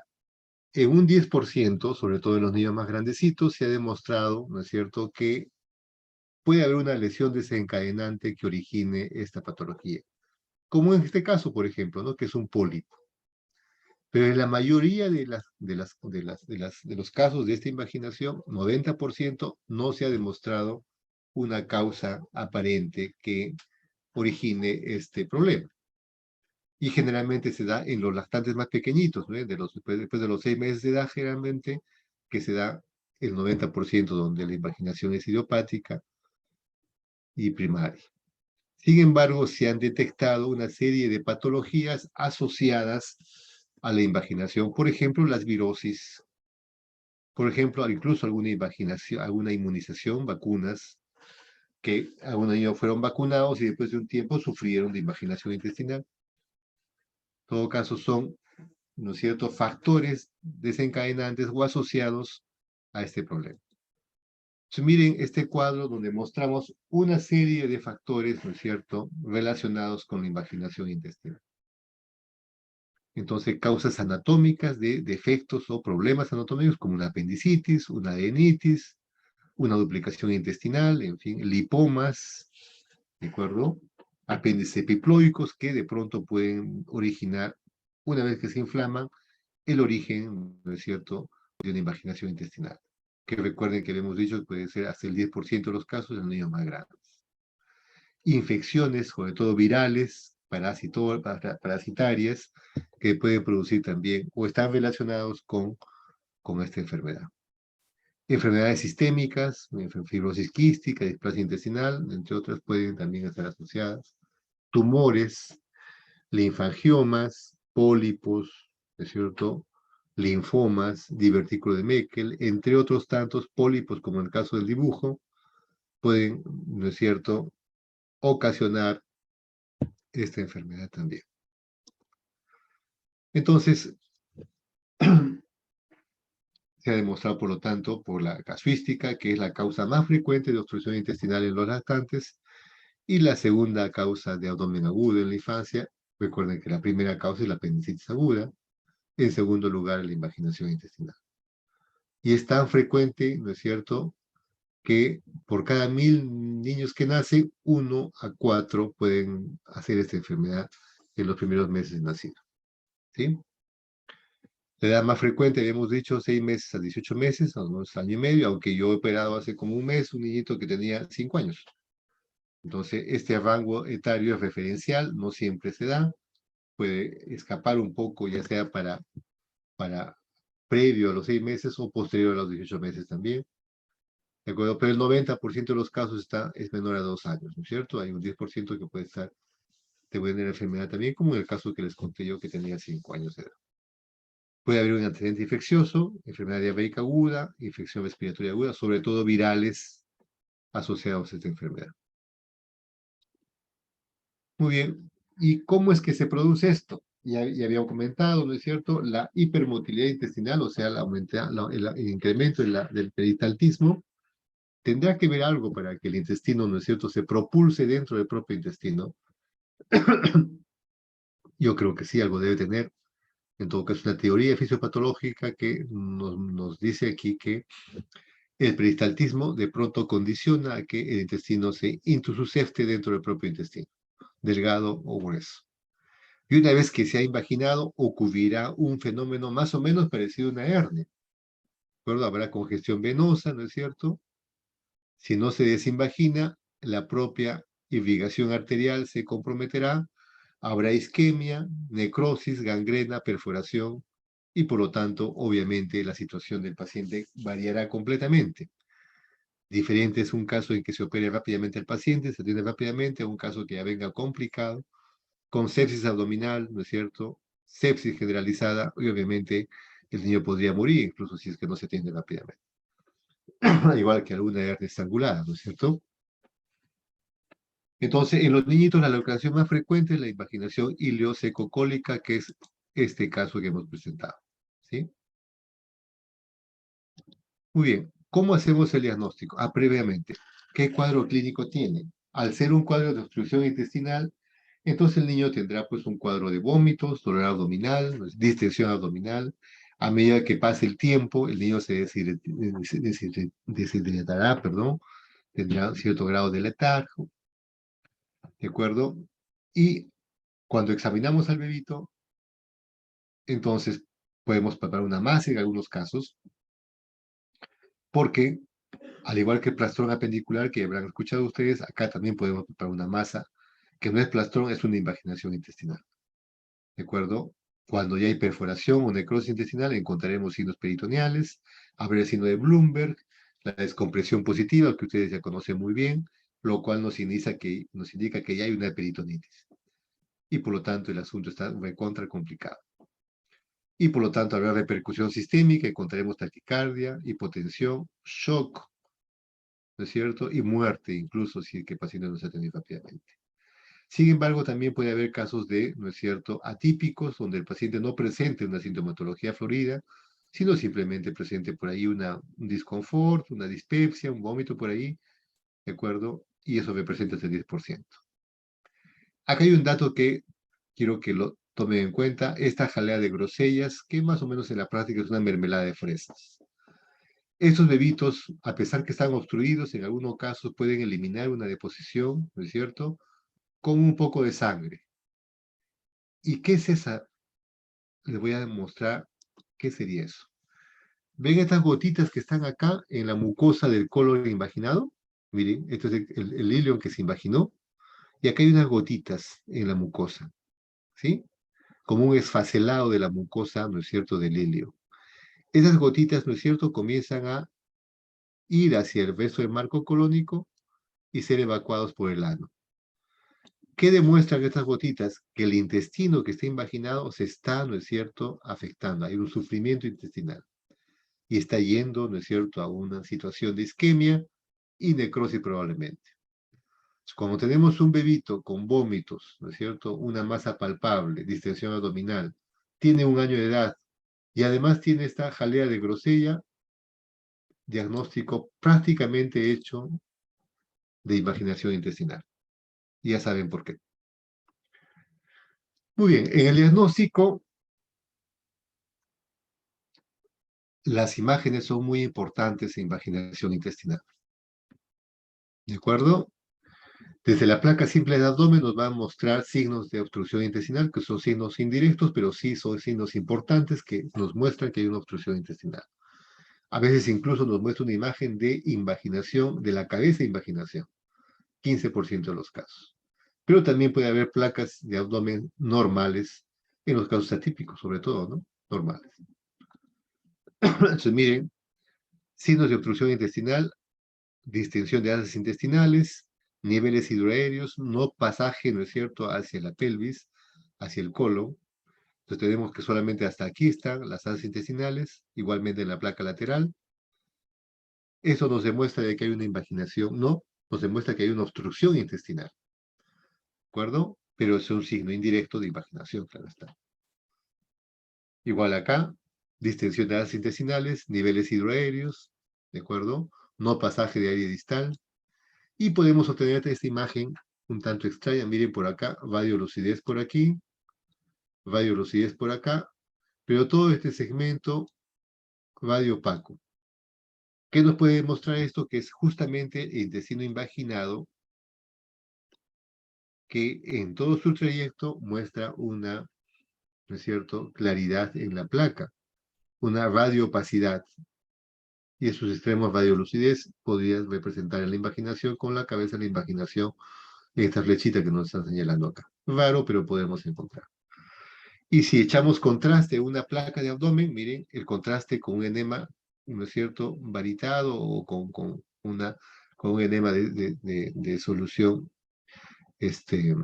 hidrosoluble, hemos ingresado por aquí, el contraste pasa, colon ascendente, perdón, colon descendente, ángulo esplénico, pasa y llega hasta acá. No llega más. ¿Qué demuestra esto? Que hay una obstrucción a este nivel. ¿Y por qué podría ser? Probablemente por la invaginación que está aquí, que no pasa el resto del colon, y eso nos demuestra una invaginación intestinal. Ilio, seco, cólica, claro está. También podemos hacer uso de la ecografía, y en el caso de la ecografía, sí nos da signos que nos llegan incluso a un 100% de sensibilidad y un 100% de especificidad. O sea, que nos confirman el diagnóstico al 100% y nos deniegan el diagnóstico también al 100%. Y si usamos el Doppler, nos va a mostrar el flujo vascular que nos muestra si es que hay necrosis o no hay necrosis en este segmento imaginado. Entonces, miren, esta imagen en dona, que parece un picarón, una dona, es una imagen patognomónica, radiológicamente hablando, de invaginación intestinal. Nos demuestra que hay un segmento intestinal invaginado dentro de un segmento intestinal invaginante. Igual en la incidencia longitudinal, lo mismo, una imagen, ¿no es cierto?, estratificada, un segmento por acá interno y otro externo que nos demuestra que el intestino está invaginado. La tomografía también nos da, ¿no es cierto?, signos importantes de invaginación. No es un estudio que se haga de forma indiscriminada, pero sí, cuando no tenemos una ecografía, ¿no es cierto?, que nos muestre signos directos de invaginación o una radiología que nos dé signos también de obstrucción, la tomografía nos da imágenes igual. Acá, miren, en la fosa ilíaca derecha y en el flanco derecho, esta imagen que parece una dona, como muestra la ecografía. Igualmente acá, pero en este caso la imagen está en la fosa ilíaca izquierda. Entonces, cuando no tenemos, ¿no es cierto?, como en este caso, en la fosa ilíaca derecha, nuestro es una invaginación ileocecal, y en este caso no podría ser ileocecal. Tendría que ser una invaginación enteroentérica, probablemente en adultos, más frecuente, como habíamos dicho hace un rato. Igual acá mira una invaginación enteroentérica en el flanco izquierdo, lo cual nos representa de que no es una invaginación ileocecal. Igual aquí, la resonancia magnética de igual manera nos da imágenes bien importantes. Acá se ha hecho un colon contrastado junto con resonancia y el contraste llega solo hasta este nivel. Quiere decir que todo esto es el segmento invaginado, una invaginación iliocecal. ¿Okay? Muy bien. ¿Qué hacemos con el paciente una vez que hemos hecho el diagnóstico? Obviamente, el tratamiento de un cuadro de obstrucción intestinal, y la invaginación es una obstrucción intestinal, es un tratamiento quirúrgico. Sin embargo, en algunas condiciones, ¿no es cierto?, se puede hacer procedimientos no quirúrgicos denominados procedimientos de reducción de invaginación no quirúrgica. Y son denominadas reducción hidrostática cuando se usa el cloruro de sodio al 9 por mil, es lo fisiológico, y reducción neumática cuando usamos aire. Es decir, introducimos o aire, ¿no es cierto?, o suelo fisiológico a través del recto con una sonda, y ese aire o ese líquido van a llegar, ¿no es cierto? A ver, acá. O mejor en esta, a ver, un segundito para mostrarles. Aquí está mejor. Acá tenemos imaginación, ¿no es cierto? ¿En qué consiste la reducción neumática o hidrostática? Introducimos aire, introducimos aire a través del recto, carambas, ¿sí? Sigmoides, colon descendente, ángulo esplénico y llega hasta acá. este aire o este líquido va a empujar completamente la imaginación y vamos a desinvaginar o reducir la imaginación, ya sea con gas o ya sea con líquido. En eso consiste la reducción no quirúrgica, hidrostática o neumática. Positivo hasta el 85% en hidrostática y 95% en neumática. ¿Cuáles son las indicaciones para hacer una reducción no quirúrgica? En primer lugar, que el paciente esté estable. ¿Qué significa estable? Que no esté pues complicado, ¿no es cierto? Que no esté chocado, que no tenga peritonitis, que no tenga una perforación, que tenga ¿no es cierto?, una situación hemodinámica estable, ¿de acuerdo? Que tenga una buena presión arterial, que no esté taquicárdico, que no esté séptico, que no esté chocado, nada de eso. ¿Qué implica eso? Poco tiempo de evolución, que no tenga peritonitis, ¿de acuerdo? Que tenga un cuadro de poco tiempo de evolución sin signos peritoneales, entonces podemos tentar hacer este tipo de reducciones no quirúrgicas, ya sea hidrostática o neumática. De eso se trata este procedimiento. De hecho, yo tengo que comentar que, por ejemplo, en mi hospital no hacemos estos procedimientos. Paciente con diagnóstico de invaginación entra a sala de operaciones inicialmente con una laparoscopía y si no se logra solucionar el problema con la laparoscopía, abrimos la barriga, hacemos la conversión a la aparatomía y solucionamos el problema. Sin embargo, obviamente, si el paciente está en una situación donde no hay cirujano, donde no hay quirófano, o tiene condiciones, ¿no es cierto?, aceptables como las que hemos mencionado, de pronto podría tentarse hacer esto. Y para hacerlo, deberíamos, ¿no es cierto?, tener la colaboración de un radiólogo, de un tecnólogo, radiólogo, de un anestesiólogo, un clínico que nos ayude con la anestesia, con la sedación, para proceder a hacer estos procedimientos. Entonces, en el caso de la reducción neumática, paciente obviamente sedado, con pseudoanalgesia, en decúbito prono, se introduce la sonda Foley por el ano, a una presión que no va más de 120 milímetros de mercurio, y con ayuda ecográfica o fluoroscópica, por lo tanto requerimos un radiólogo, un tecnólogo que haga rayos X, ¿no es cierto?, a proceder a hacer el procedimiento. Introducimos el aire y si el aire pasa al intestino delgado, demostrado con ecografía o fluoroscopía, hemos tenido éxito. Y es un fracaso cuando luego de 2 o 3 intentos, ¿no es cierto?, no logramos pasar el aire, en el caso de neumática o líquido, en el caso de hidrostática, ¿no es cierto?, hacia el intestino delgado. Puede haber complicaciones, sí, hasta el 3% de perforación intestinal, y puede haber recidiva también, o sea, puede regresar el problema después de un tiempo hasta el 11% de los casos, tanto de neumática como de hidrostática. Y en el caso de hidrostática es la misma situación, solamente que en este caso usamos suero fisiológico, cloruro de sodio 9 por mil, calientito, claro está. Con la sonda introducimos el suero fisiológico en un volumen de hasta 1 litro y con ayuda radioscópica o ecográfica constatamos que ha habido éxito o ha habido un fracaso. Bien, de eso se trata estos procedimientos. ¿En qué consiste la invaginación recurrente? Que después del procedimiento, sobre todo no quirúrgico, podemos obtener hasta el 10% de recurrencia en desinvaginación no quirúrgica. Mayormente después de 6 meses, ¿no es cierto? Pero también podría darse en las primeras 24 horas, que nuevamente se invagine.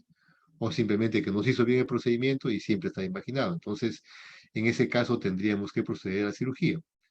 También se ha demostrado 10% de recurrencia en caso de reducción laparoscópica. O sea que con la laparoscopia entremos, reducimos, pero también puede dar hasta 10% de los casos de recurrencia. Muy bien, como en el caso de la anterior enfermedad, paciente deshidratado, ¿no es cierto?, séptico, primero tenemos que compensar. Hidratarlo, poner una buena zona nasogástrica, antibiótico, terapia, ¿de acuerdo?, profiláctica o, ¿no es cierto?, ya consistente, tenemos que dar antibiótico porque se trata de intestino, y de pronto de intestino necrosado perforado, que implica una translocación bacteriana, ¿no es cierto?, y ya probablemente una peritonitis o una sepsis abdominal. Entonces tenemos que dar antibiótico de todas maneras. Bien. Y procedemos a la cirugía. Ya sea cirugía abierta o cirugía laparoscópica, estos son los pasos para realizar la cirugía. En primer lugar, ¿no es cierto?, hacemos la laparotomía o laparoscopía y vemos la lesión. Vemos los órganos comprometidos en la invaginación. En este caso estamos viendo el ilio, que se está introduciéndose en el ciego. Entonces, en la laparoscopía, la misma cosa, observamos, vemos las características de los órganos comprometidos. Aquí, por ejemplo, vemos el hilo que está de color adecuado, el ciego también. Una vez que realicemos la desinvaginación, si los tejidos siguen en buenas condiciones, ahí acaba la cirugía. De pronto hacemos apendicectomía o no, eso va a depender del cirujano. Y si el apéndice está o no está comprometido. Si en cambio reducimos y el tejido está necrosado y no se recupera, procede la resección y anastomosis o resección e ileostomía. ¿De acuerdo? Si el caso puede ser que entramos a ver y eso está totalmente necrosado, ya no reducimos nada, simplemente resecamos completamente en bloque. Y luego procedemos a hacer la anastomosis o la ileostomía, depende de cómo encontremos ese segmento, si hay peritonitis o no. Vamos a hacer o anastomosis o ileostomía. Y como les dije, ¿no es cierto? La apendicectomía se hace generalmente porque generalmente se compromete con la invaginación. Bien, miren acá. Este es un caso que nos tocó operar hace más o menos un mes. Un bebito de 5 años de edad que lo operamos y tenía una invaginación entérica presecal. Más o menos a unos 5 centímetros antes del ciego estaba la invaginación, como ven acá. Ilion dentro de ilion. Y por acá estaba el cielo. Miren, el ilion, ¿no es cierto? Invaginante ya estaba ya necrosado. Una vez que desinvaginamos, todo el segmento invaginado necrosado y parte del invaginante. Entonces resecamos por completo y procedimos a hacer una ileostomía. Luego de 15 días se cerró la ileostomía y el niño está en su casa. Ahora ya espero que bastante bien. En este caso, mira una invaginación entero-entérica. ¿De acuerdo? Ya el intestino invaginante está totalmente necrosado. Una vez que se desinvagina, miren, lo que causó la invaginación en este caso fue un divertículo de Meckel completamente necrosado. El intestino invaginante sigue necrosado. ¿De acuerdo? Entonces lo que se procede a hacer es una resección y anastomosis generalmente o ileostomía como en el caso que les comenté anteriormente. Y cuando usamos la laparoscopía, el procedimiento es el mismo, solamente con instrumentos laparoscópicos. Aquí estamos, ¿no es cierto?, traccionando un poquito el ilio y estamos sujetando el ciego.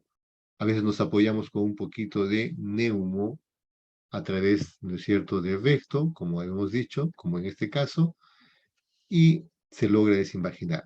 Y el procedimiento será el mismo para como comenté en la diapositiva anterior. ¿De acuerdo? Entonces procederemos a hacer la resección y anastomosis o resección e ileostomía o desinvaginación sin ningún otro procedimiento si no hay compromiso del órgano afectado. Otras fotografías en la laparoscopía, miren una invaginación iliocecal. Luego de desinvaginado, el segmento queda bien, no hay necrosis, por lo tanto ya acaba la cirugía. Aquí hay unas adenopatías que probablemente fueron la causa de la invaginación. Muy bien, doctores, hemos culminado nuestras 3 clases. Si tienen alguna pregunta, sobre todo de invaginación, háganlas, por favor. Estoy al oído. Cuéntenme, ¿qué preguntas tienen?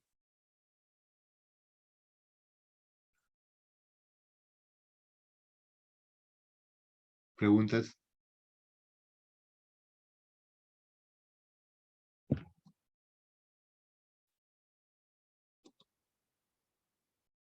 ¿No hay preguntas? ¿Me están escuchando bien, no?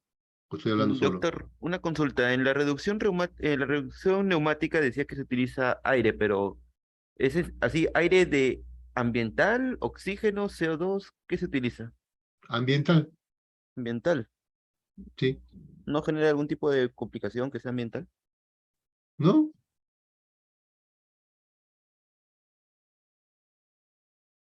No hay ningún problema. Ambiental.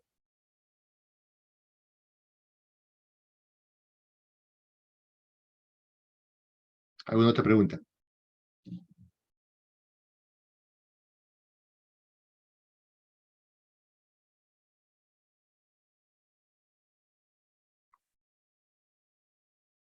¿No hay más preguntas, doctores?